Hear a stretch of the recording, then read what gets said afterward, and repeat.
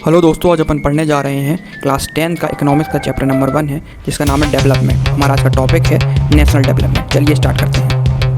National development दोस्तों, जो हमने अभी तक पढ़ा है वह पर्टिकुलर एक व्यक्ति के लिए पढ़ा था। हमने यह जाना कि डेवलपमेंट मतलब एक व्यक्ति के हिसाब से होता है, लेकिन हम इस टॉपिक में जानेंगे कि पूरे नेशन का डेवलपमेंट कैसे होता है, मतलब पूरी कंट्री का डेवलपमेंट कैसे होता है। यहाँ पर भी लोगों के अलग अलग थॉट होते हैं। कुछ लोग कहेंगे कि देश का डेवलपमेंट तब होगा जब देश की सड़कें अच्छी होंगी। कुछ लोग कहेंगे देश का डेवलपमेंट तब होगा जब हेल्थ सेक्टर अच्छा होगा। कुछ लोग कहेंगे जब देश का डेवलपमेंट तब कहेंगे जब एजुकेशन सेक्टर बहुत अच्छा होगा। कुछ लोग कहेंगे कि देश का डेवलपमेंट तब माना जाएगा जब पेट्रोल के प्राइसेस क्या हो जाएंगे, कम हो जाएंगे। मतलब जिस प्रकार लोगों के डेवलपमेंट गोल अलग अलग होते थे, उसी प्रकार नेशन के डेवलपमेंट गोल भी लोगों के क्या है, अलग अलग थॉट हो सकते हैं। यानी हम लिख सकते हैं कि different people have different notion toward nation development as well as conflict. मतलब जो लोगों के अलग अलग विचार होंगे तो वह कॉन्फ्लिक्टिंग भी हो सकते हैं। इसलिए जब भी कुछ किया जाता है डेवलपमेंट के लिए तो ध्यान में रखा जाता है कि इससे ज़्यादा से ज़्यादा लोगों का फायदा हो सके और नुकसान की गुंजाइश कम से कम हो। ये तो हम जानते हैं कि देश का विकास होना नेशनल डेवलपमेंट है, पर नेशनल डेवलपमेंट को हम डिफाइन कैसे करें?